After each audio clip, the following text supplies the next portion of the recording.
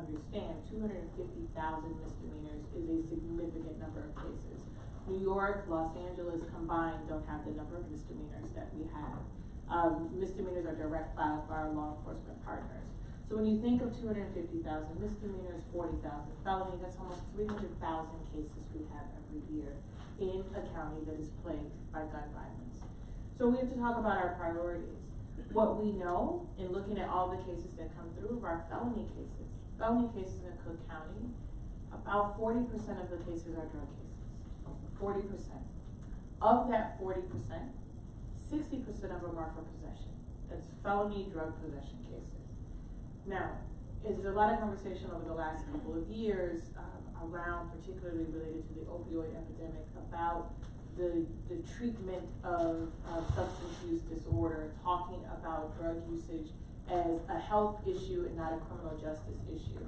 But the reality is that we were using the rhetoric, we were using the buzzwords, but in our practice, in our actions, the continual processing of people for minor drug offenses or low-level drug offenses was the order of the day.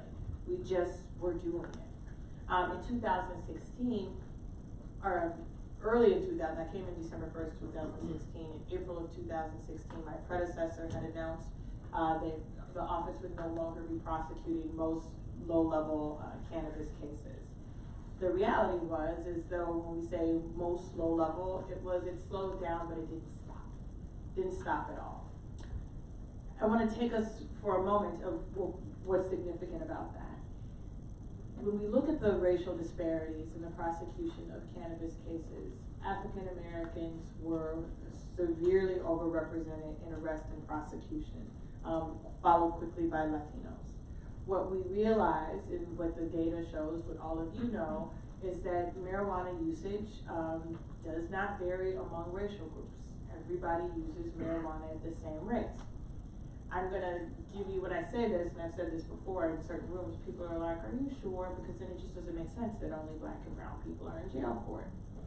I wanna take us back in our memories to just 3 weeks ago, on the eve of legalization here in Illinois. There was a lot of news coverage about it. As you know, the cannabis dispensaries were opening at 6 a.m. on that Wednesday, but at 11:30 the night before, the lines were forming. And remember, it was cold. They had tents, they had hot chocolate, they had hand warmers, they had like everybody ready for, I see you might be, he had hand warmers and hot chocolate for everyone. Charlie beat, I'm sorry. But if you look at the people who were standing in line, who were waiting for hours, these were not first time users. You tend not to go stand out in the cold overnight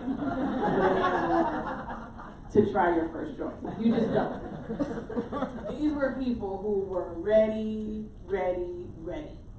And if you looked at the demographics of the people who were standing in that line, they don't look like the people who have been prosecuted at 26 in California. I'm just being honest. They did not look like the people who were overrepresented in the criminal justice system. And yet, on January 1st, we were seeing the diversity of the usage of marijuana, and it was accepted. There were microphones in people's faces, and people were talking about how excited they were. Young, old, middle-aged, everybody was represented in partaking in cannabis usage. But when we look at our jail population, when we look at the people who were prosecuted, disproportionately African American and Latino. Disproportionately arrests that were coming from the south and west sides of the city. If we were to disabuse ourselves of the notion that we were applying these laws legally, we would know that where you could find it, because people would say, well, you make arrests where it's easiest to find people who are using marijuana. You know the easiest place to find people using marijuana? In the line? The mall. Loyola, University of Chicago, Northwestern. I'm just being, can we be honest here? Yeah. Can we be honest about populations where we know people regularly use marijuana without fear of arrest or prosecution? And so again, targeting communities for arrest and prosecution, targeting where we could make the easiest case Now, it's disproportionate. It's disproportionate. So I start with that because I think for a lot of this work that you'll hear from my colleagues and myself has been around the recognition that this isn't just about the freedom to use cannabis. It has been about really trying to go after this war on drugs that disproportionately affected poor communities of color. Poor communities of color. And so back last year, around this time, I think it was January 22nd of last year, I announced in my office that we were not going to prosecute any more possession cases for low-level possession. If you have 800 grams, we were going to prosecute you. If you had 30, we were not. But what we realized was the unfairness of making that proclamation. If we started on January 22nd, what happened to the person that got a conviction on January 21st? What happened to the person that got the conviction a month earlier? That it wasn't enough to simply say that we were going to stop doing something that we already knew was harmful. It was, how do we then repair the harm that we, the system, have caused? And I know Esther can speak to the collateral consequences far more eloquently than I can, but the reality was the conviction had long-term consequences for not only the individual who had the conviction, but the communities in which they live, and actually has generational effects on people's ability to provide for their families, to build generational wealth. That conviction was holding people back. So we announced that we would be vacating the convictions, going as far back as we could for anyone who had a marijuana possession case in the county for amounts that we assumed would be legal. To be clear, when we made this proclamation in January, legalization was in the air. It had been talked about for a number of years. There was not yet a clear path. I think Governor Pritzker had just been inaugurated a week.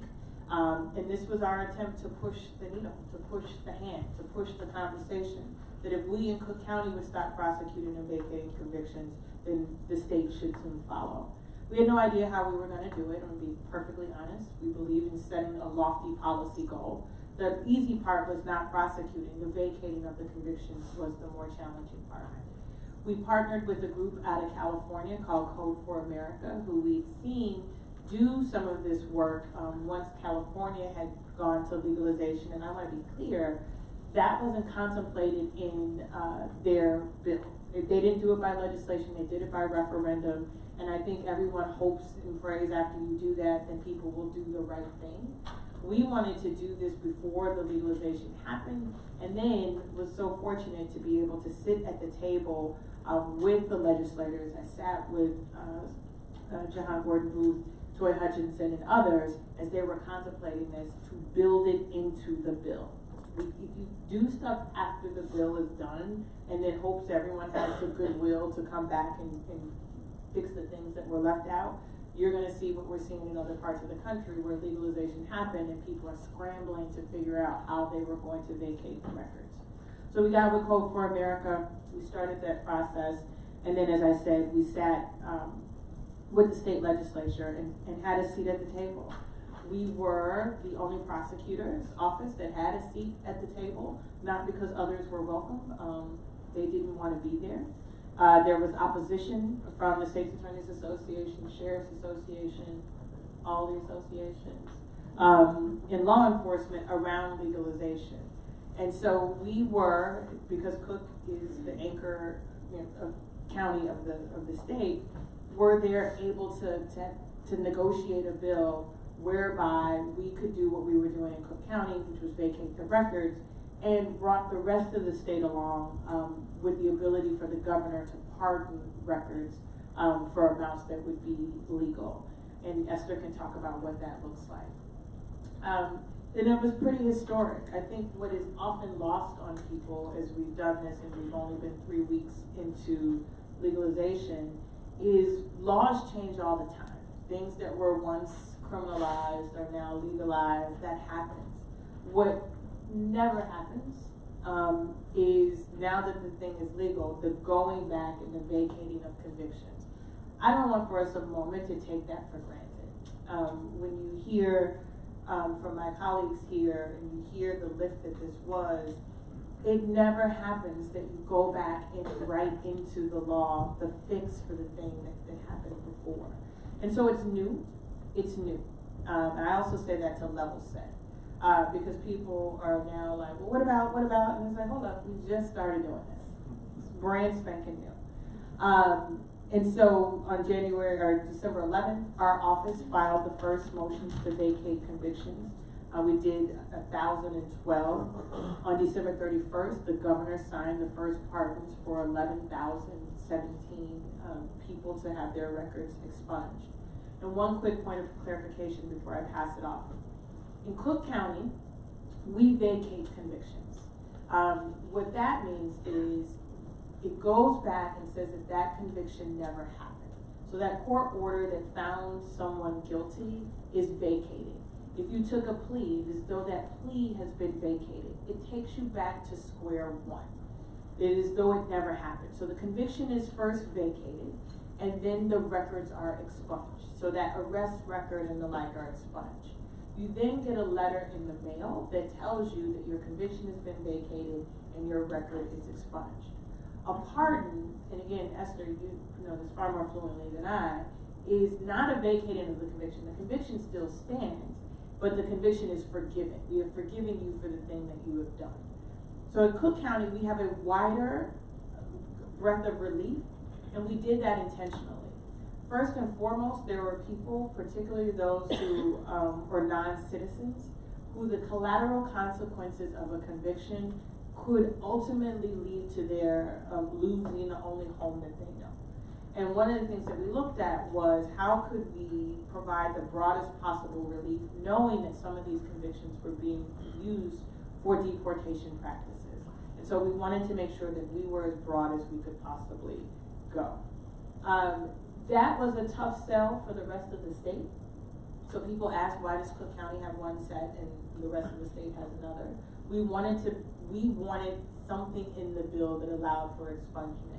And so that carve out for Cook was one of the compromises that we made so that we could get the State's Attorneys Association to remain neutral on the bill. They did not support the bill, they remained neutral on the bill, and they felt that they could have some measure of control of the process. So anything 30 grams or less, here in Cook County, we call it automatic, it's not quite automatic, it's vacating. We get the records from the Illinois State Police. They identify who is eligible for a standalone marijuana conviction of 30 grams or less. We make sure through Code for America that they scrub it. They do all the paperwork, give it to our office. We go into court and make the motion on your behalf. There are no fees associated with this. There are no lawyers associated with this. The heaviest lift that we ask for people who have been impacted is patience as they wait for their letter in the mail. Now, people can always still apply for an expungement. They can go through the traditional route. What I will say is that that takes months. We shorten the amount of time that it takes. But I would encourage people to wait for the process to play out. Hey, John. And with that, I'll turn it over to Esther. Perfect timing. Representative Gordon Booth has joined us in case you didn't figure that out. And so we're excited that she's here very promptly at 12:30. And we'll move over to Esther and give you a chance to get settled. Sounds good. Back to you. Hello, everyone. My name is Esther Franco-Payne. I'm the Executive Director with Cabrini Green Legal Aid, and I'd like to thank you all for having me today. We appreciate being here at the table, being represented as a community-based organization that has been engaged in this process, and as CGLA, we have a particular expertise as it relates to criminal records relief. And so we've been able to participate in the landscape and see how we are moving, get an understanding of how this bill is supposed to work and what we see as the gaps as it relates to our clients and what they might need, and to speak up and be a voice for them. And certainly to applaud our stakeholders in taking it this far to ensure that criminal records relief and automatic expungement as part of this process is an important thing for Illinois. So I do applaud our legislators, our state's attorney Kim Foxx, and our governor J.B. Pritzker. So what we do at Cabrini Green Legal Aid, we are the only legal aid in the state specifically focused on individuals with criminal backgrounds. There are close to 50 legal aids in the state of Illinois, and they do a wide variety of things. But in 2014, we changed our strategic focus, and we said due to the data and the information and the collateral consequences that we are seeing our clients face with each and every day, our goal will be to address that population. And so we engage in criminal records relief. We do about 70% of the expungements in Cook County, about a little bit close to 20% in the state of Illinois. We also do some criminal defense.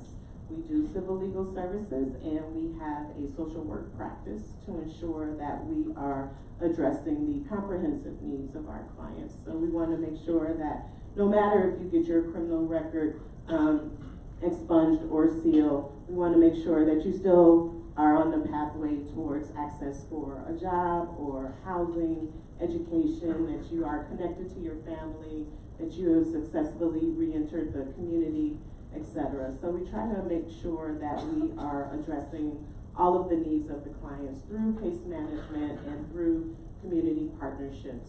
We partner with over 32 organizations across the city of Chicago and Cook County, ensuring that the work that we don't do directly, such as workforce development or homelessness and housing work, that we have partners who are able to support our clients in doing that, and that we're also supporting those organizations in the legal side, on the legal side, to provide the criminal records relief. And that way we are ensuring that we are meeting 100% of the needs of the clients and moving them towards positive outcomes. So we serve about 80,000 clients annually, 2,000 of that being with our partners. We also work with Clerk's Office Dorothy Brown to host the annual Expungement Summit, and we do general smaller summits across the state and here in Cook County. What we know about expungement is that it is cumbersome, it's hard, it's a long process, and it oftentimes takes the client years before they step up and find the courage to go before the courts to say, I would like my record cleared. I met not a young man, he was young in spirit, but I met a gentleman in Champaign County this past fall, and he had a record on his background for 41 years. It took him that long for him to say, this is something that I'm finally finding the courage to do. And oftentimes, clients don't believe that they are eligible. They don't believe that they can get a job or access housing. They don't know what the process is, and so we're there to help them. We're there to step in for them. We're there to advocate for them. We're there to educate them and help them understand that there are remedies that they can take. Even if they're not eligible in the moment, there are things that they can do to move beyond that barrier and to access positive outcomes. So we try to work really hard around community education and ensuring that communities are aware. And that is one of the biggest components of what we need to be doing right here, right now, in the moment, is making sure our communities are aware. Every day now, since January 1, people are asking, how many clients are at your door? And the answer right now is that we've not seen an uptick. So we're trying to go out into the communities to ensure that people know that they are eligible, that people are understanding of the automatic process, right? Not every cannabis commission is eligible for automatic expungement. So that does not mean that we get to sit back and think that the state or the government will handle it. We have to take some action on our own. So we're very keen on the things that we need to do to ensure that clients have the knowledge and that they are empowered about this process. As it stands right now, what we know about the law is that there are 3 opportunities for people to have their records cleared. Okay, so if you have a minor cannabis charge, which is a non-conviction, you are certainly eligible for automatic expungement. And that goes through the Illinois State Police, And they take those records, they are gathering the data, and they have certain timelines in which they will move these records through the process. What we don't know is how often they will be doing that throughout the year, whether it will be a one-time annually thing, or whether they're going to do it quarterly, or how they'll move forward. But they have the first set of records are from 2018, 2019, up through 2013. So all records within that category will be the first set of records that are eligible for relief as a non-conviction.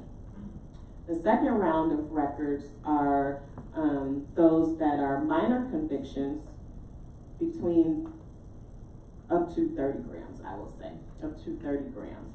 And those records are the ones that the governor will pardon. So the first set of 11,000 records, the governor has pardoned, and I'm sure that as the criteria are being matched, he will begin to do that more often. We're hoping so. What we know about this process is that there are opportunities for state's attorneys, with the exception of this one, to object, right? And so some of the unintended consequences of the bill is that what happens for clients who are kicked out of that process, and will they be represented? And so CGLA is now asking those questions so that we get a good understanding of how those records will be able to move forward, right? Because every state's attorney in the 101 counties across this state are not compliant. Right, so you heard her say that our State's Attorneys Association did not object, they stood neutral, right? That does not mean that they will fully participate in the process. So we have to be mindful of that. And then the third round of records relief is where organizations like CGLA and other legal aids across the state come in for those clients who will have to self-petition. And that process is the motion to vacate and expunge process. The state's attorney can act on behalf of the client. This is from 30 up to 500 grams. And so clients will have to know and understand this in order to move forward in the criminal records relief process.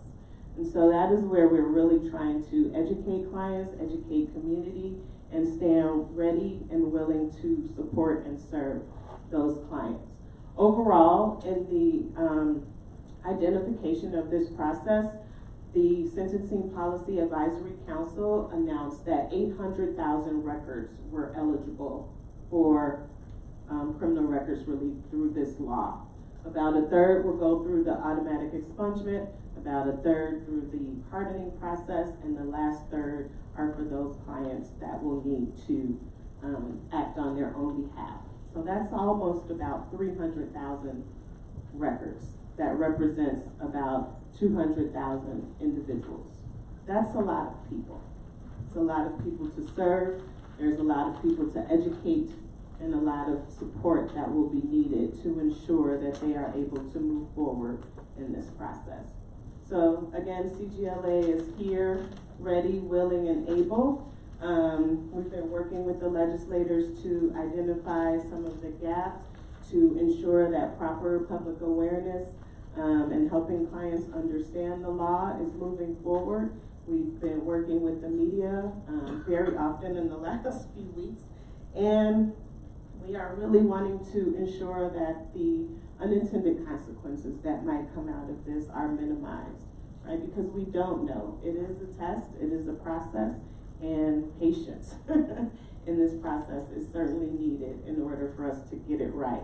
The one thing that I'm most excited about is that as we do this work and collaborate and get it right, this is an opportunity for Illinois to look at other clean slate type initiatives, other automatic expungement initiatives.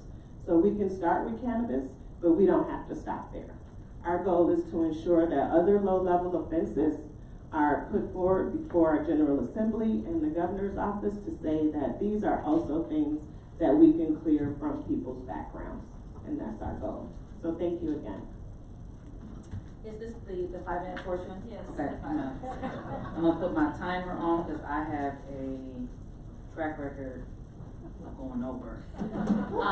It is Great to be with you all, and thank you for inviting me into your space. I don't come from Chicago or Cook County. I come to you by way of downstate Illinois. I'm from Peoria. I serve as the state representative in Peoria, Illinois, and I happen to serve in the Illinois General Assembly as the Deputy Majority Leader.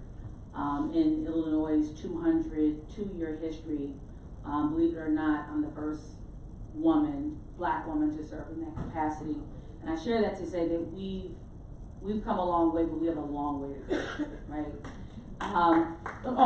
No, please. We got a long way to go.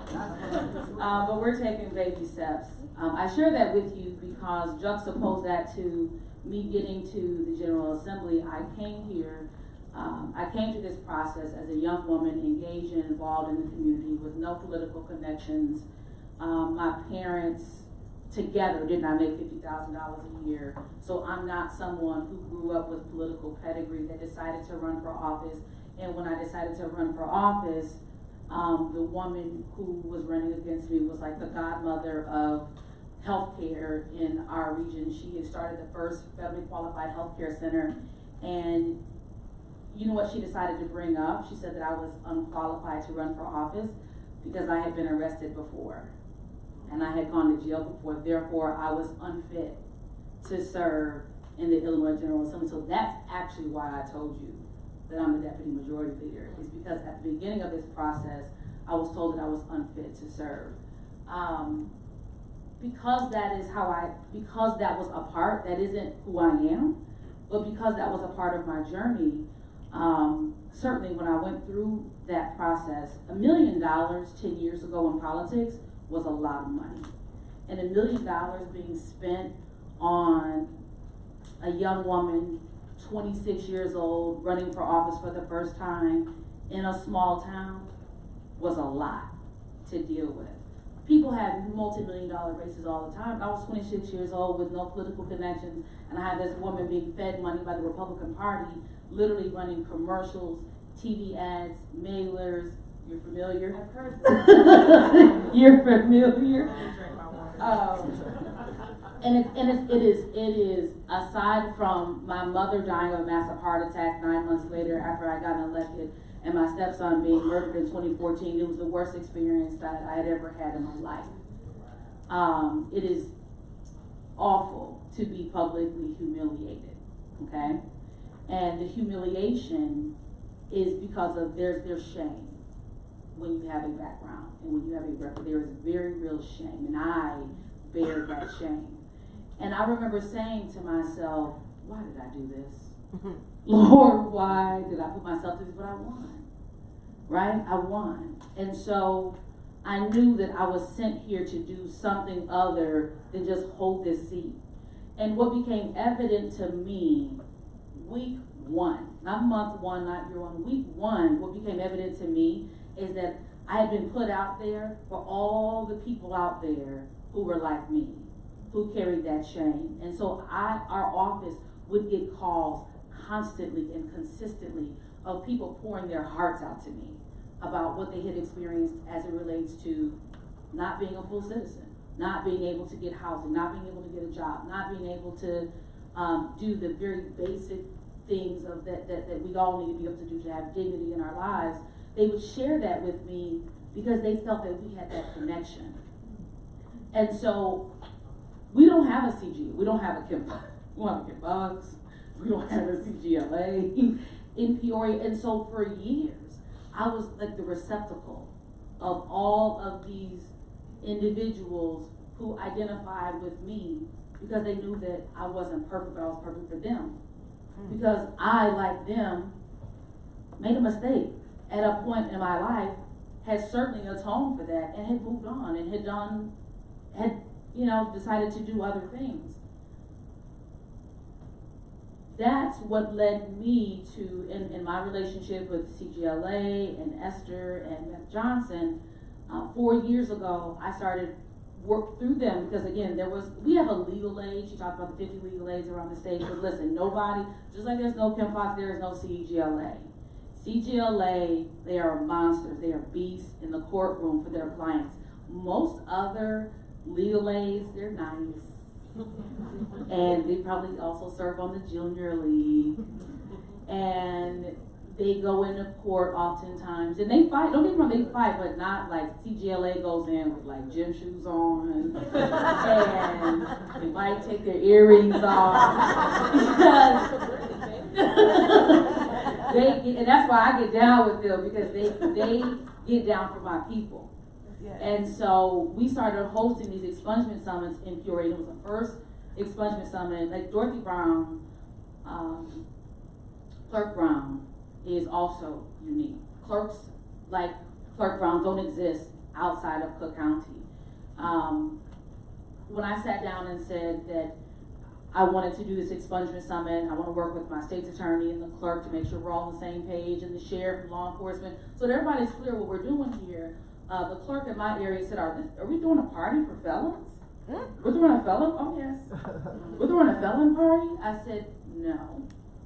That's not what we're doing. We're actually giving them their dignity. Amen. We're giving them an opportunity to actually be able to live a full and complete life. And I share that with you because this is the mindset of many of the clerks and state's attorneys outside of Cook. Trust me, you have something unique. Lean into that. Support that. Did the first summit, and we had to cap the participants at 300. And we were probably at 300 within the first 2 weeks. And it rained that Saturday morning. I raised money so that we could do this. It rained that Saturday morning, so people had started lining up an hour before we were supposed to start. And I had tears flowing down my eyes because we weren't ready for folks to come in, but I let people come in because I didn't want them standing in the rain. And as I opened the door, let me be very clear, I don't represent a black community. The community that I represent is probably has one of the smallest ratios of African American residents of all of the Black Caucus members districts. My district is maybe 18, 19% African American. When I opened up that door at 7 o'clock, we didn't open up until 8, 99.9% of the people in that line were black.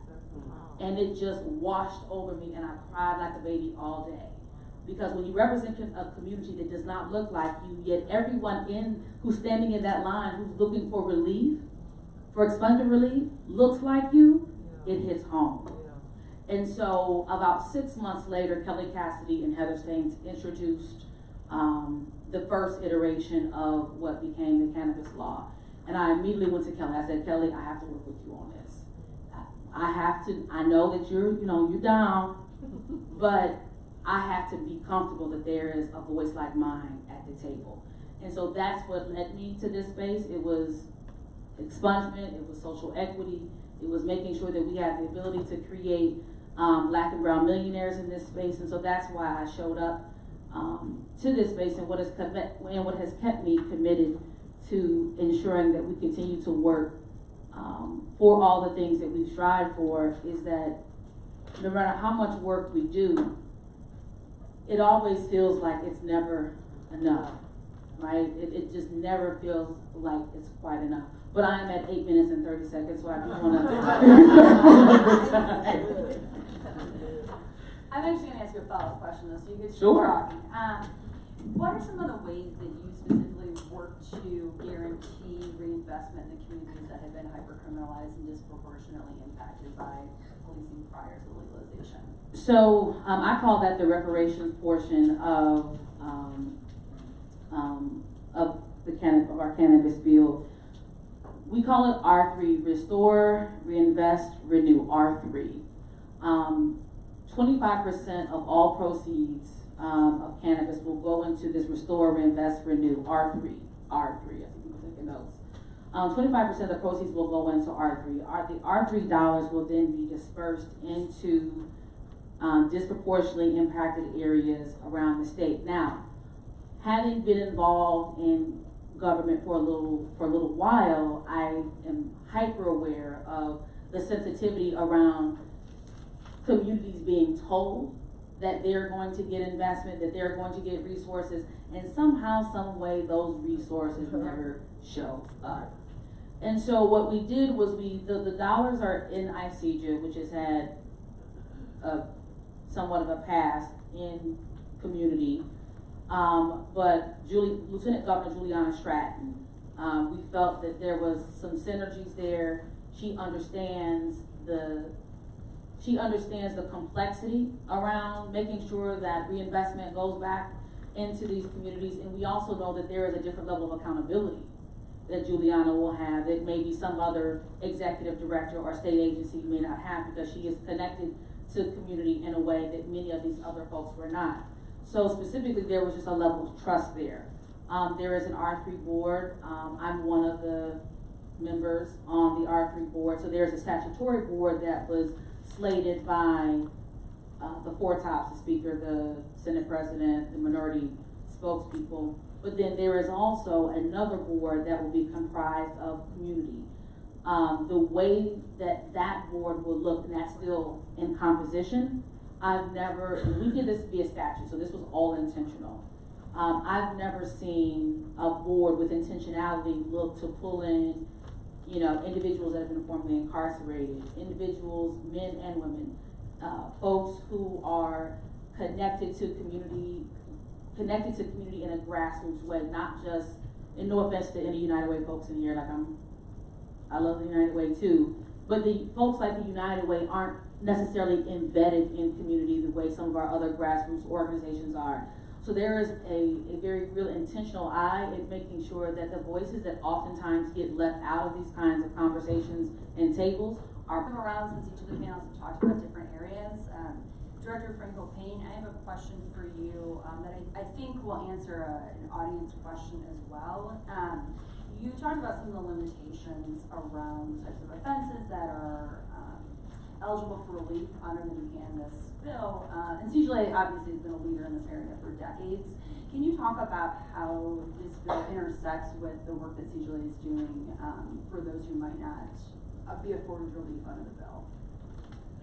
So again, as a legal aid centrally focused on people with criminal backgrounds, our goal is to provide legal relief in any area that we can.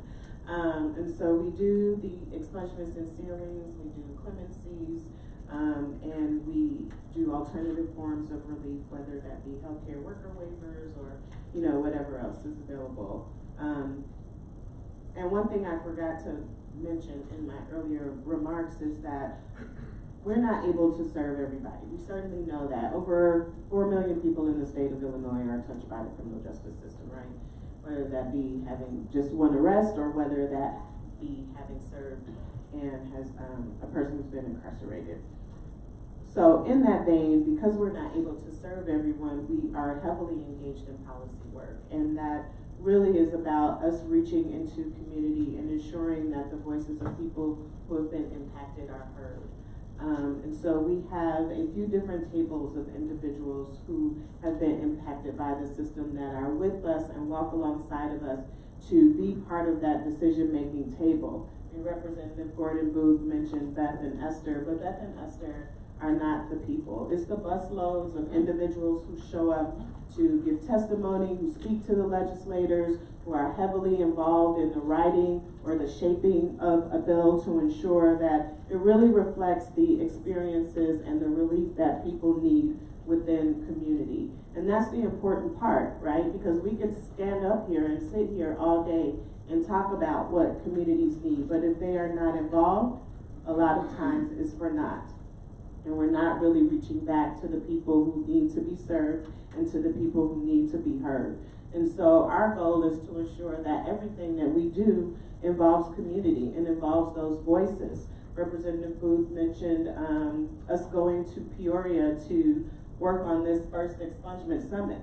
Well, what came out of that summit is that the judge denied about 50% of the petitions because people had extended fines and fees, outdated fines and fees, sometimes of upwards of $20,000+ as a result of having been in the system.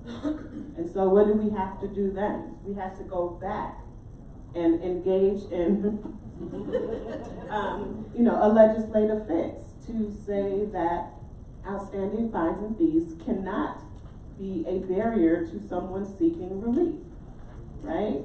Why do you have to legislate that? How do you expect people to pay their fines and fees if you are not granting them relief so that they can then get a job. Come on now. So that was our goal. So we take the real life issues directly from our practice and we deal with those in the policy world and we advocate for things that need to be changed. And I think besides doing the service and serving, you know, the 8,000 individuals that we do annually, our goal is to make sure that we're able to touch many more than that through our policy work. Thank you. And just to clarify, because the question, part of the question was around, and I'm doing my best not to answer questions that I know because I promised to talk the least and be for once the white person who wasn't talking the most. But the question was around just clarifying that you do, CJLA does represent individuals who have non-drug related felonies. Oh, absolutely, yes. Absolutely. Thank you. And I actually, well, I'm gonna ask you one follow-up question on that, which is the legislation specifically appropriated funding for civil legal aid for yourself and others statewide. Can you just talk a little bit about how that money will be able to be used specifically in some of the work that you talked about? Yes, so there's a $1.6 million allocation for legal aid to support people in this process, serving those who I talked about before who have to self-petition for a motion to vacate and expunge. So that money will be distributed through the Illinois Equal Justice Foundation and it will be distributed statewide. And so most of the legal aids will be able to apply to be able to serve that population of individuals. Yes, ma'am? Could you say that again, the amount? 1.6 million. And so, yeah, we're waiting for those funds to be released, hopefully in the spring. And again, the organizations will apply and hopefully, you know, put it to good use. One thing about this is also that our value set at CGLA is that we're here to serve the whole client. So to your question about whether we are serving clients out who have records outside of cannabis, absolutely. And that is a little bit of the tension with this law because those funds and this law specifically focus on cannabis convictions. Whereas if a client comes to us and they have a cannabis conviction and petty theft or armed robbery or et cetera, we're not going to turn them away and not serve them as a result of the rest of their record. We are going to absolutely serve them. So that's sort of the misnomer that, you know, people will be healed and everything will be all good because of this one type of conviction. But what we know in reality is that people come to us with numerous things on their background. There is rarely that one client who comes to us that only has a cannabis conviction. And, you know, research has said, you know, that marijuana is a gateway crime and all of these things. You know, I'm not going to go so far to say that, but you can look at a person's background and understand the trajectory of their life based on what you see on that background. And it's hard, and sometimes that is the first conviction that people end up having. So we want to be clear that, you know, there's a lot of work to do to support clients, and it's not going to be centered on the one conviction that they do have. State's Attorney Fox, you spoke some about the process for vacating and expunging, that your office has been undoubtedly a leader in filing on behalf of individuals. What are some recommendations you might have to other state's attorneys' offices who are looking to you know, get on board and follow your lead? You know, I think first and foremost to disabuse themselves that by doing this, that lawlessness will take place. And I think some of the conversations that we've had is, well, how will we know who the criminals are if you vacate their records? Right? I mean, those were conversations. And again, it's like, but they're not criminals because the thing is now legal. And so a lot of it is mindset. A lot of it is if we can't identify people who we have determined should carry the scarlet letter, then we believe that that puts our communities at risk. So I think changing the mindset about what this is, and again, it's why I started with, we all have this conversation, particularly around drug use, and talk about, you know, how the criminal justice system should not be the place where we deal with drug use issues. And I want to second something that, Esther said. You know, this I think should be the first step. I think as we do this, the narrative isn't different when we talk about the public health issues of drug use, for harder drugs. We know this, we know this. And as the conversation has changed over the last several decades, when we talk about the failed war on drugs, it wasn't the failed war on cannabis, it's the failed war on drugs. And I think this is the first step. This is the can we do it, what are people's appetites to be able to do this? But I think for a lot of folks in law enforcement, trying to break from the mindset that we have to have these records to be able to identify people for the rest of their lives, is step one. Step two, we partnered with Code for America. We did not have the capacity to do this ourselves, right? We are still in Cook County. There's still carbon paper being used. I mean, these are facts. I mean, we are inching our way to the end of the 20th century in our technology here. And so I think there's a dauntingness that happens when you say to people that you want to vacate records. You know, and people will say, well, Cook is big and you've got all this technology. What about a county, you know, in downstate Illinois? What about a Jefferson County, Jackson County? We don't have the same resources. And so what I would suggest is partnering with folks who do this work. And so Code for America, who's based out of San Francisco, who's done this work in San Francisco, in Los Angeles, they already had a record that we could see what they had done, and then they came to us and we said, help us do this.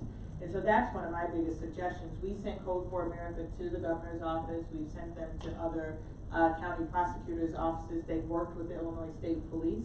And so it also is not an excuse to say that you do not have the technological capacity to do this, because there are organizations that are willing to do that. So I think the harder part is the mindset, and really getting people confident enough to know and not be afraid. There are some places that are heavily paper-based.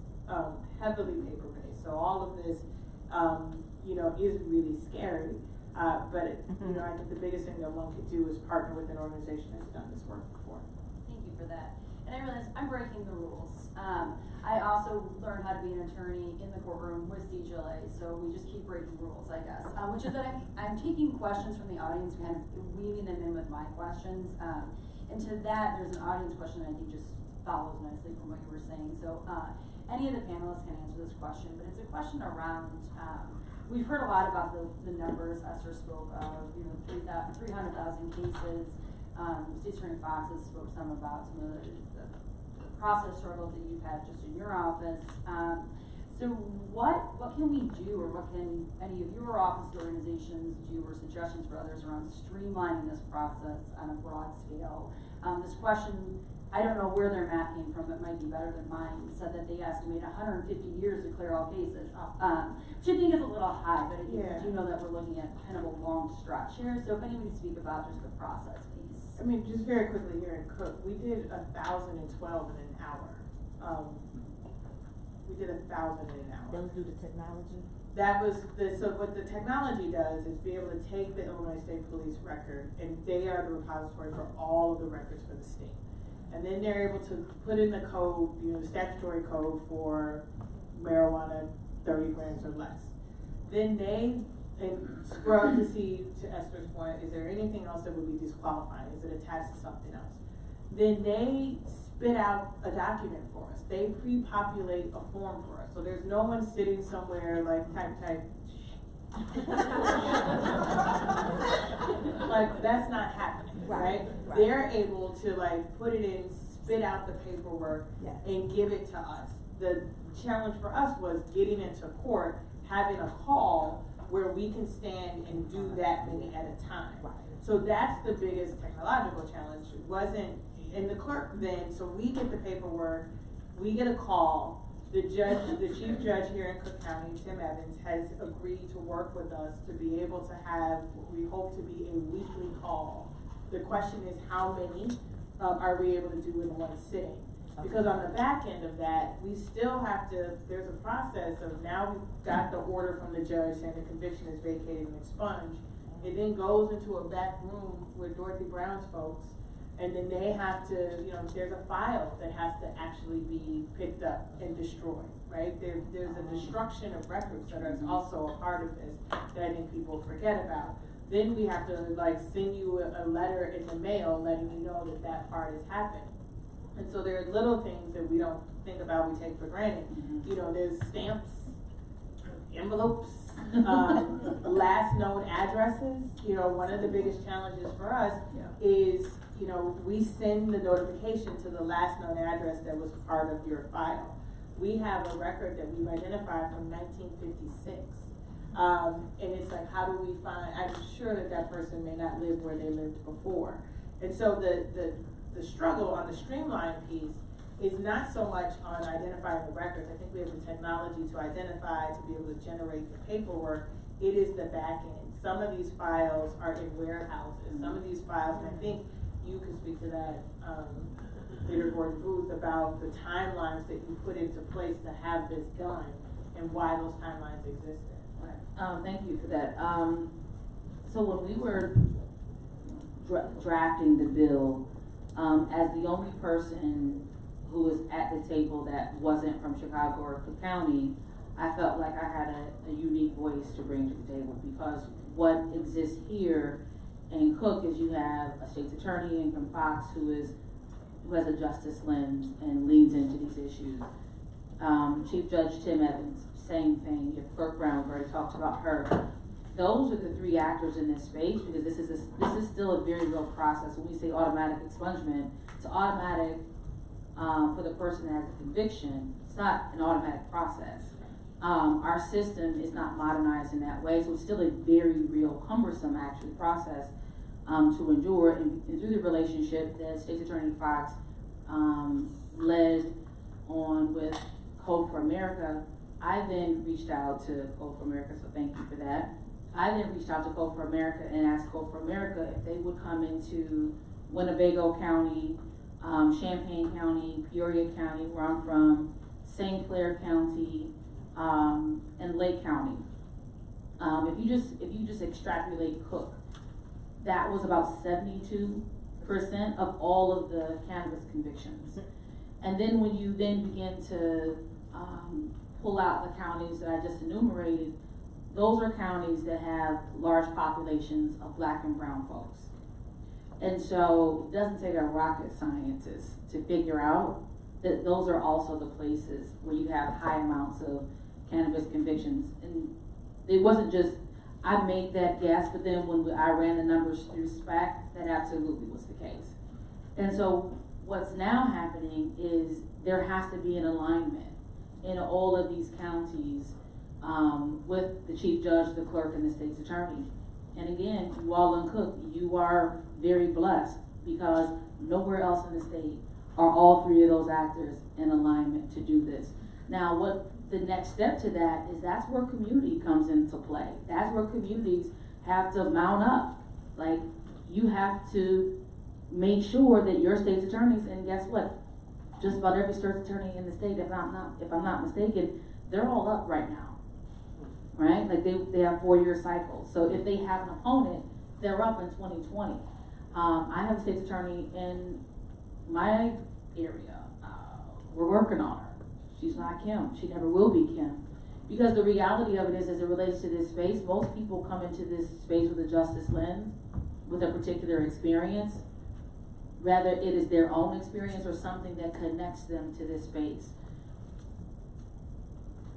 You either get there that way, or your community forces you there, right? It's one or two. Either you care about it, or the sheer politics of your community force you into that space. Right after we've culminated the work never culminated, it's still work, but after we passed the bill, June 1st, I then in turn introduced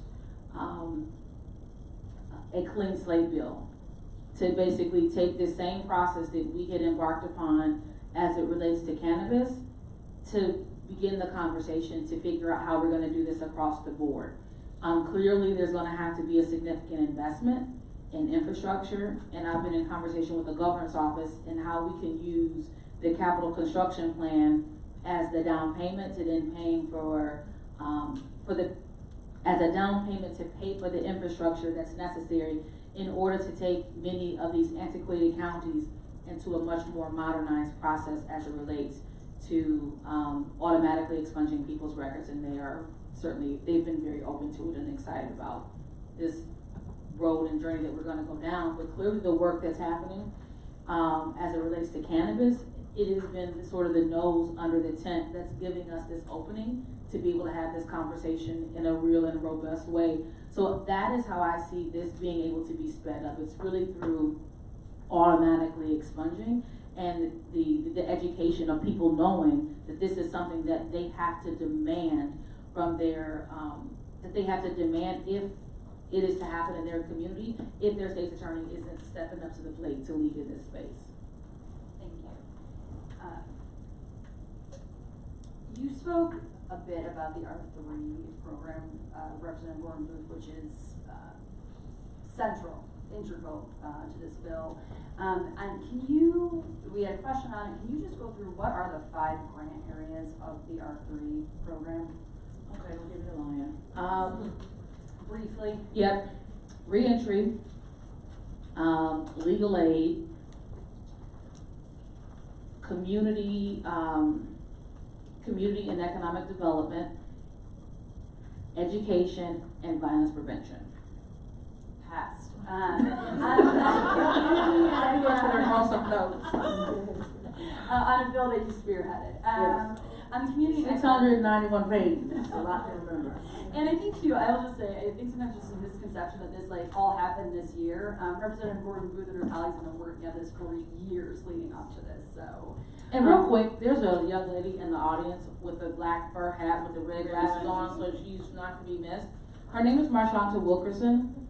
She was one of the drafters as well. She's on staff, she's a lawyer, and she stayed up many, many nights drafting all the ideas that we would come up with, because although my name may be on a bill, but I was consistently on the phone regularly with Esther and with Kim, and we would say, okay, well, we're gonna do this, well, we can't do that, we have to do it this way. I didn't do that, it was Marshanta. I would pick up the phone and say, Shanta, Esther and Kim said we gotta do this, this, and this. She would then write it. Very good. On the community economic development part, is there specific for like business growth opportunity? That was the audience question. So what we wanted, what I had suggested, which everyone agreed in this space, we all came to the agreement that the best way to create this R3 pot and to make sure that communities had the ability to be able to benefit from it was to have very specific spaces, so that when we look back on this 3 to 5 to 7 years, we actually can see where communities have been able to access these specific resources. And now, because of access to those resources, these communities have had some movement in those spaces. We wanted to make sure that money was going into specific spaces, but also we wanted to make sure that it was autonomous enough so that communities that have specific issues and they have work, maybe more work than others, like most of our communities, none of our communities are the same, although we have a lot of the same challenges.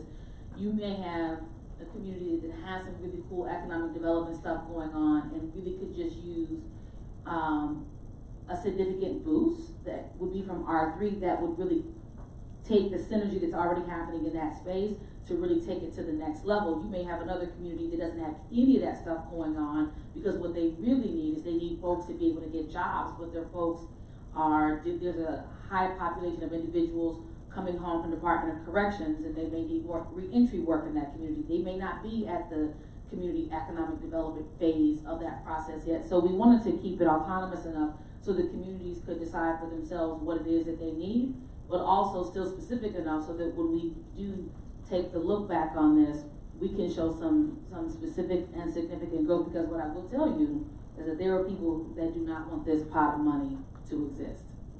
And they're actively gonna be working to poll polls in us putting this money back into communities. And in a mature market, this is $125 million.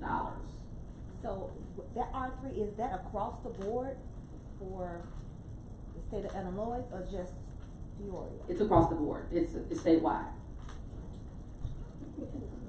Just on the R3, so ICEJA, just, was it 2 weeks ago, Representative Gordon Booth approved the areas that would be the areas that are receiving these funds, and there was a series of factors, that were considered in that, board. So it's statewide, and if you're interested in seeing it, maybe there could be some way, I don't know what the capacity is for sharing of links and follow up with additional information. Cause this is a really dense topic, right? Like, I have so many questions on this list around the business development fund and the social equity applicants, as well as things that are very specific in the topics of what Esther knows. We couldn't possibly talk about all these in an hour and a half, right? And I realized that, and we realized it before, I think, too. So I think we can work to make sure that there are ways to access additional information for those who want to do deep dives into some of these different points, because otherwise we would need to somehow get these 3 very busy women to stay with us for, a week-long conference, right? So I do think Representative Gordon Booth, quizzing you here on this, but it's because I think there's a few pieces that would help, that hit a lot of conversation around them. So could you just, as briefly as possible, just explain in a nutshell the social equity applicants, and then maybe also some of the intentionality around the slow release of the license. And then I'm going to back off and ask the other panelists. So the social equity applicant designation was done so that we could, in a constitutional way, create a space so that Black communities and brown communities that have, for the last 80 years, been targeted by the bill war on drugs, so that they actually had the ability to participate in the economic largesse of the cannabis industry. Obviously, cannabis is going to be sold by the metric ton, largely by men in suits with briefcases, even if they decide to put on a hoodie and some Jordans today. Same folks, right? And that the cannabis industry around the country looks the exact same. It's wealthy, rich, white men. So the goal was, we wanted to create an industry that was diverse, that was actually reflective of the diverse state that we are. And so to do that statutorily and to do it with intentionality, because we actually legalized cannabis through statute, not via referenda like every other state did. Well, Vermont did it via statute, but Vermont's very homogenous. So so the goal was, how do we create this social equity space? How do we create an opportunity for Black and brown people to be able to get licenses when they're literally going to be competing against multi-state actors that have been in this business for 10 years. So essentially what we're doing, it's almost like trying to correct for capitalism. It's difficult. Yeah. But a great t-shirt. and so the reality is that we had to do it in a constitutional way. So we could not say, it would be illegal and it would be struck down in the courts to say we want 15 Black licenses and we want 10 Hispanic licenses. You can't do that. And so we walked up to the line and we intentionally created the social equity space through the creation of disproportionately impacted areas. So if you have lived in a disproportionately impacted area 5 of the last 10 years, or if 51% of your staff is from a disproportionately impacted area, you would then qualify for the social equity applicant points on the application.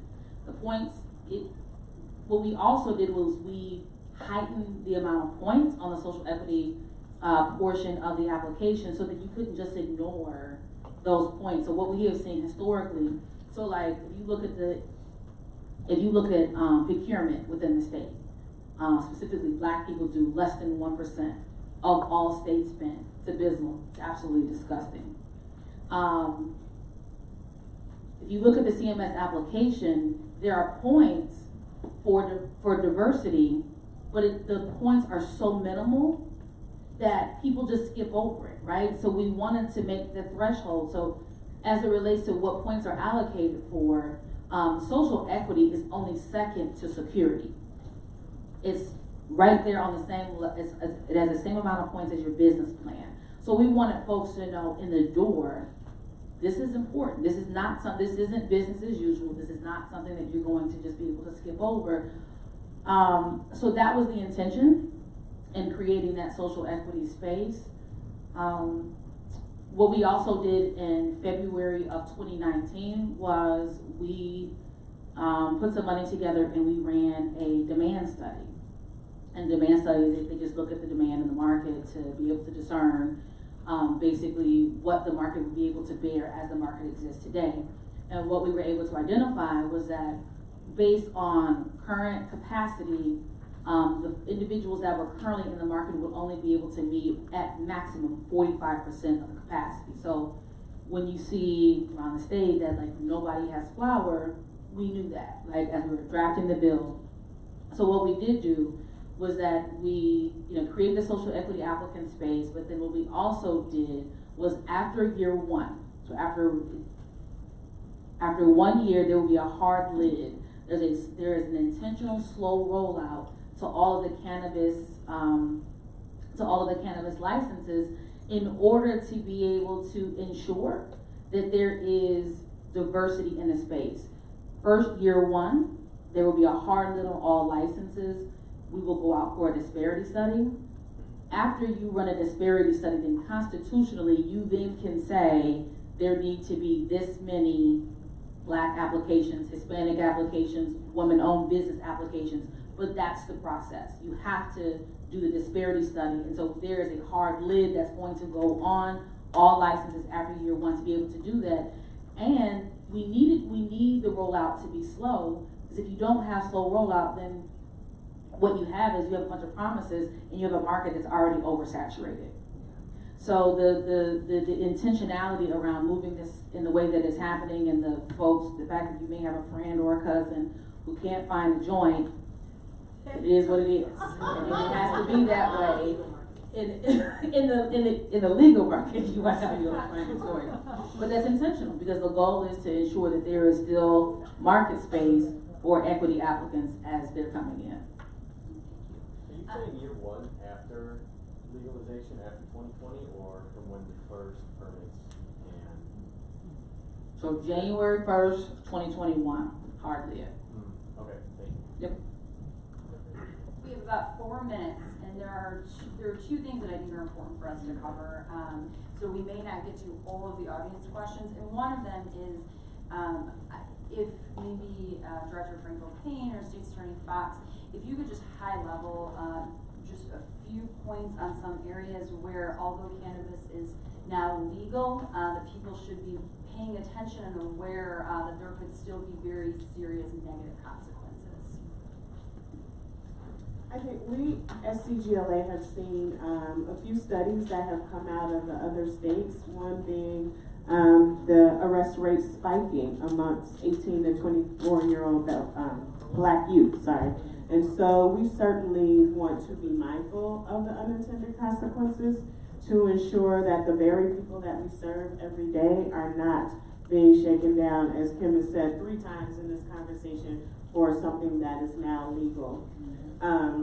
One of the other things that we are watching for is what is happening in Cook County Jail today and the State Department of Corrections. So as part of the remedies for this law, there is also an immediate call for release.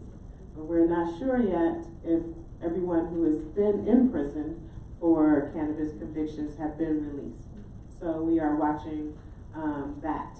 And then the other part having to do with the business side of things and these the issue around notification, last known address. We are really wanting to ensure that our clients too have access to employment pathways in the industry. And so if your record is automatically expunged and you're not notified, you don't know whether or not you can qualify as part of the application as a social equity applicant. So we want to be sure that however well we can clean up this process to make sure that notification happens in a good way, so that people can be part of the economic side of it or seek employment in the industry. We want to make sure that that happens for our clients as well.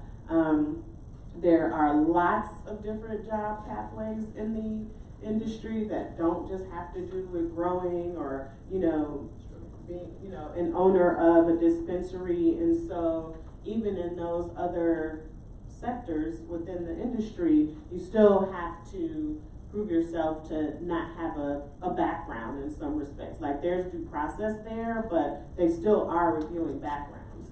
And if you work in a growing space, you have to have an agent identification card, which has to be approved by the Illinois Department of Professional Regulation. So we want to make sure that people are not being denied employment, even in this sector where we say social equity is important and we want people to be part of it. So that's important as well.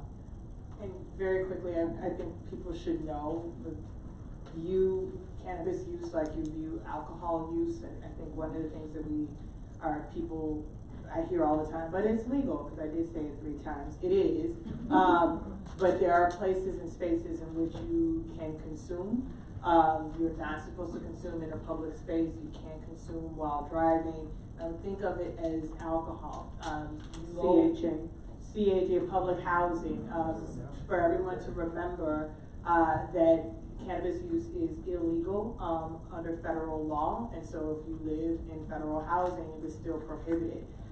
There were provisions that were put into the law around employment, so you should make sure you know your employer's status on how they view cannabis use. It is not enough. Don't go and say Kim Foxx said it's legal. That's right. I'm gonna close with that. Do not go to work and be like, "What do you mean?" She said it's legal. It is, but there have been a number of factors that have been put in there that you need to know. You need to know where you live, where you work, what those rules are, and particularly when driving. There's a lot of gray area about how people are testing. One of the things that we see when we see that spike, and I'm not gonna lie, I've driven in some places and it is incredibly loud. The scent, loud. Make sure, that you can still be pulled over if there's a detection of marijuana coming from your vehicle. You need to know that, and it's not sufficient because, again, and I think of it as an open container of alcohol. If they can smell it coming from you, the law says that if you're transported in a vehicle, it has to be in a sealed, non-detectable container where scent can be detected. So if it's coming from your vehicle, they can still pull you over. That still constitutes the ability for probable cause for the stop and other things that can happen from that. So know the rules. The ACLU has done a wonderful job, and Sabrina Greenlee, go ahead. It has things to talk about where you can use, how you can use, and the rules that are attached to that, because it is insufficient to say Kim Foxx said it's legal. I have one last question. I'm sorry, it's 1:32, so I don't know if the speakers would have an opportunity to ask questions after. I wanted to be respectful because there are other questions I didn't answer to. I'm sorry. It just, if Director Franco Payne or Representative Gordon Booth had just one quick ending statement that you wanted folks to know as they were leaving, and I'm very, very sorry. Yes, real quick. My ending statement is this. State's Attorney Kim Foxx is not just the best state's attorney in Illinois. She's the best state's attorney in the country, bar none. We would not have passed this bill without her. And when I say without her, there were literally times I would pick up the phone, I would say, Kim, can you help with this? She would say, yes. What do you need me to do? Can you get in your car and can you come down here for like 2 or 3 days? Let me figure out child care. Yes, I will. But not just this cannabis bill. Illinois has been leading in tandem with CGLA and some other phenomenal organizations, by and large here in the city of Chicago. We've been able to get a lot done in the last 3-4 years. And I can tell you, ladies and gentlemen, that none of that work would have been possible. Many of those bills I passed, none of that work would have been possible without State's Attorney Kim Foxx and the position that she holds, not just in this state, but in this country on criminal justice reform. And I wanted to publicly say thank you. I love her.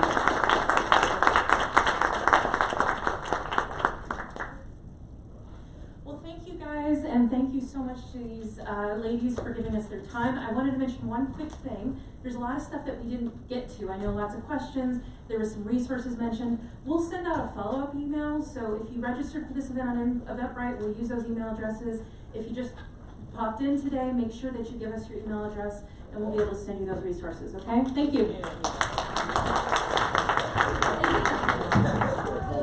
Ready to go back?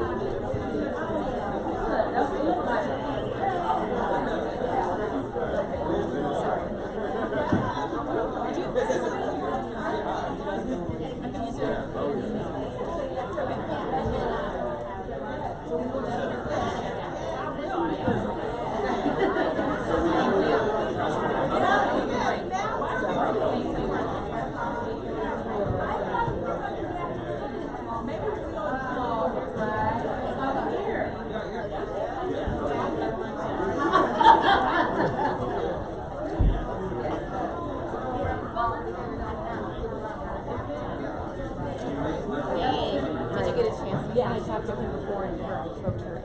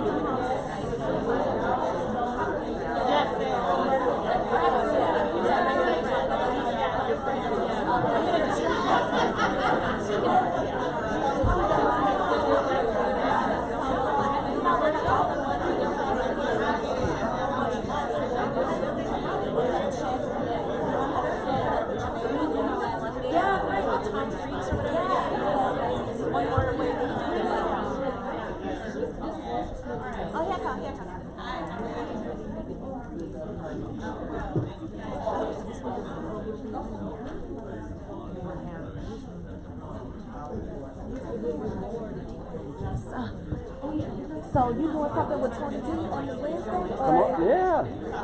Okay, that's good. You get a ticket? Tomorrow? It's sold out. But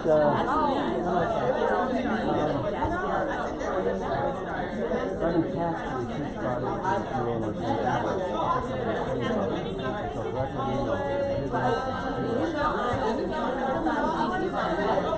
I might be able to take some of the Really? Yeah. I sit down for the $1.9. I did a lot of stuff online. We haven't touched each other in a while. I just want to, I used to put your email.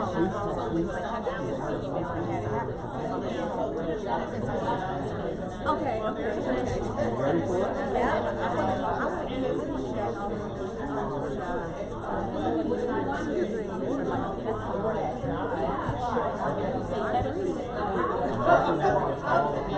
I just looked at, numbers, and it's bad, it's sold out. It's all good. Comes to the back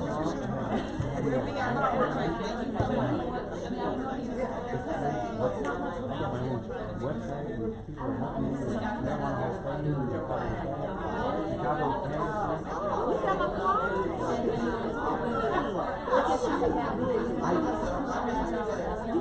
No, that's what I did.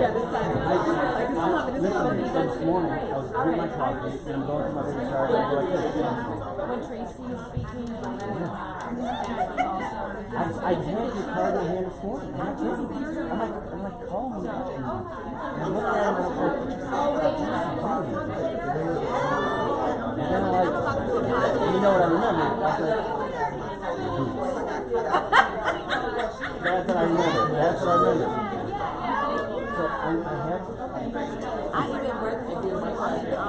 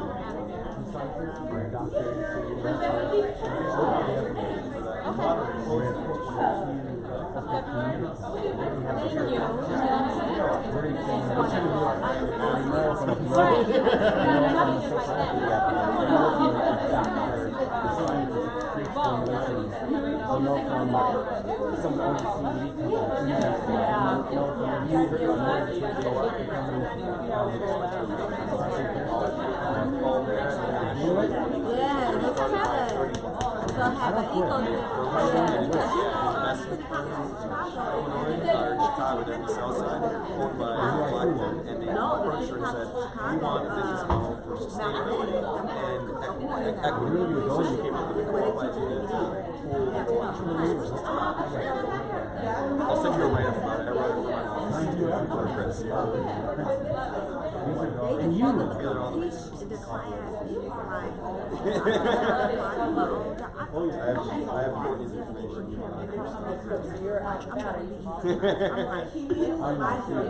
Always colors. Yes, yes. classify, who you are and your company and what you want to do. which It's brand new. It's called Chicago Cannabis. oh, yeah, that's short. How much is it? Okay. Next time, but it's 10,000 copies. It's augmented reality. I like, it's like, I had to send one yesterday. I had a picture. I had a few people that told about it, and if they did it, I don't know. For you, I'll send you information. Actually, I'll send it to you right now. Because I'm with a defender, I'm with Superior Courtney, so I'm going to write an article on this. So I was taking notes, listening, so it's going to be a couple days to process everything. I don't know if I had to save the document. Didn't you go right now? Yeah, Audrey Woodland, that was it. What's the number? 773-301-37. That's you. I don't have to who I am. Look at all the stuff we got in there from there. Yes. Yeah, that's so rude. I apologize. No, you good. I didn't know Listen, things and once you get to know me, it's not about me. It's never about me. I'm a singer, I'm broke. Yeah, I got your email. I'm telling you. And this is what drives me. That's smile. I'm telling you. I just got a hug from her when she knows me. You know why? Because my twin brother is one of my game. This is what we're doing. We're involved in the community. That's a big piece. That's a big. I need to go get a picture. Yeah. Oh, that's what they're doing over there? Pictures? Yeah, they doing pictures like that. So yeah, you on top.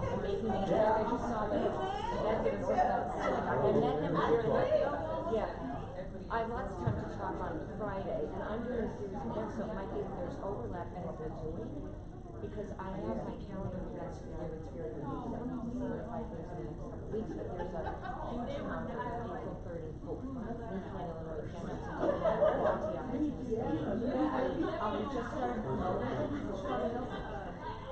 Wow, cool. Yes. So, and then Oh, so you're doing I'm doing canvas events. I also do, yeah, I also do events like my education piece, and they're more interested in, interacting with This is the lesson. So this is the lesson Yes. of training, and then all Christy Pendergrass. Christy Pennington. Pennington, thank you. Yes, I love her. She is wonderful. So I actually connected her with this new management specialist to speak on the 5th because he started National Command Center. He's a board certified anesthesiologist and spine those on people. So he's not a Canada since we can't just go to our Canada. Well, that's what it's called, because there's so many different Canvas clinics and there's certainly a need for people, you know, Otherwise, yeah, practice, but he's gonna speak, it's interesting because we were saying at the time, it shouldn't be changed. And he said, yeah, for anyone who knows anything, that first conversation is done. It's not one versus the other. If you see any of these, Sharona, let's keep them. Okay. Wednesday evening, I think it's a free guide to the other side of the city. I'll send you links to that. Yeah. Okay. There are a couple of people who are thinking about it. We have a social justice program here at Paul, and they go into different institutions and so forth, and they're very concerned about what's happening in social justice. That's what we're doing. Thank you so much, this is wonderful. Yeah, that's a big, Thank you for your hospitality. my question is,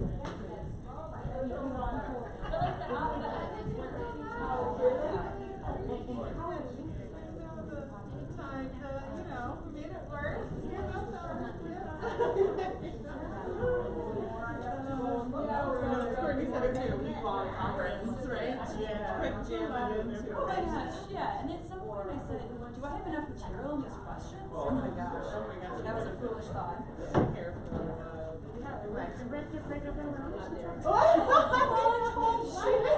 I saw that.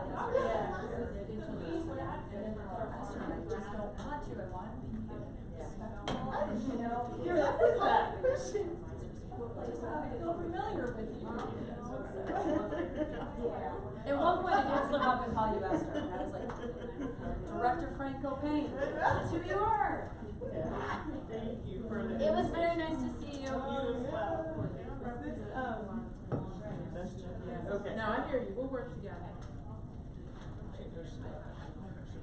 Well, that's her first.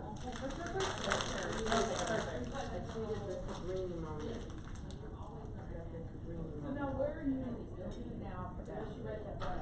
So I, actually, Jeanette Johnson got mentioned at the time.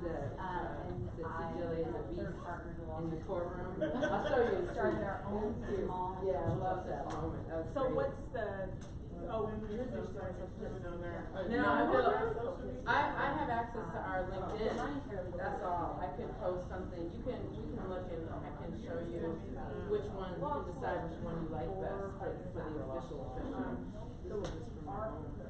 Are you on Twitter? I can find you. Well, I can, tag you. Okay, I was looking for the Esther. Somehow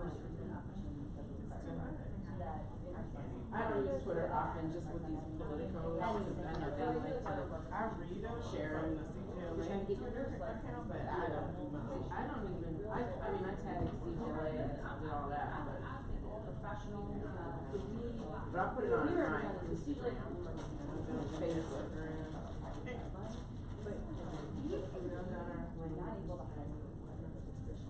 I don't do it often, but I like taking pictures and I like. So that's our phone. I like doing that, but I don't do it every day. What's one of them? Here. Oh, okay. Wonderful, thank you, Julie. I gotta go to your card, you know, I gotta put this in my card, get your card, and you don't get access to. Okay, so That was must be a side. program, you gave me your card. Yes, yes, they call me. Oh, okay. Yes, that was so good. She called me.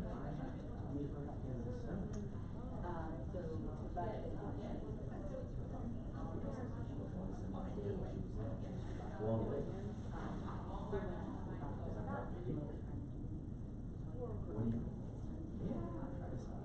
it's like when I went to that last rock, and when, Cresco was there, So, Memphis, it was only, you know, it's hard, I don't women and us back, you know, east. Essentially, we're nonprofit. yeah, but I'm charging. So, what, yeah, I know that's an interesting thing to think about, because, in effect, it's almost like Planned Parenthood, where they have sliding scale, so Yeah. they are a nonprofit, even though it's still paying, you know, to have services there, so that's the way I'm sort of. Yeah, and so I think, so we just started, we just started this firm this year. Oh, okay. So we're incubated bridge incubations are listening to program for passport housing. Yeah. So we have some support from that. That's Our good. long-term planning is very Yeah. Stats, people access, like you said, the planning. Sorry to hit you, but. No, I mean, and I was outside deadline, so I'm probably just gonna see. No, we're not gonna say that. Yeah, we can out. And I got it. Okay. How are you? Are you just eating? I'm gonna get The woman I was sitting next to was doing that. That's the thing. Yeah, so yeah, I'm some of the topic with the individual taxes. Yeah. Work. He's got a business school, right? No, Oh, okay. but I remember. So, yeah. Oh. But yeah, that's. But yeah, let me must have come up with pictures. So we go downstairs, go downstairs. Our traditional term. How did you guys like think we don't have $10,000? Amazing. What was your plan? For, I'm discretionary, I think more people are just that. Audrey Woodley. Hi, I'm Julie. I work for. Oh, okay, yeah. I'm Lenny. Okay, with the Rita. Oh, really? I'm in the comp side for Like Tony, okay, so Rita is actually having a campus event. That's why Lisa was here. Yeah, cause I remember Rita being set up at the last event, Cresco was there, but the Rita was like, we're gonna be having an event, and they had the flyer for it, everything, so I remember. It's gonna be in April. It's gonna be. I'll give you my bill, please. If you think of anything, And so I got your information, look at this. Audrey, I'm gonna step outside with you. Okay, yes. Of course. What are you doing now? Good job. Thank you.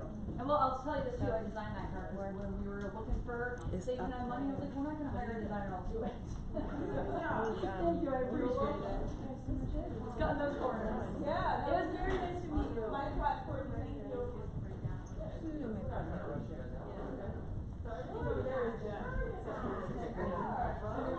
Were there speakers? And I am so sorry. They answered it. Good. Cause I was like, where do the people go? I didn't want to be rude. I know what you know. Yeah. Yeah.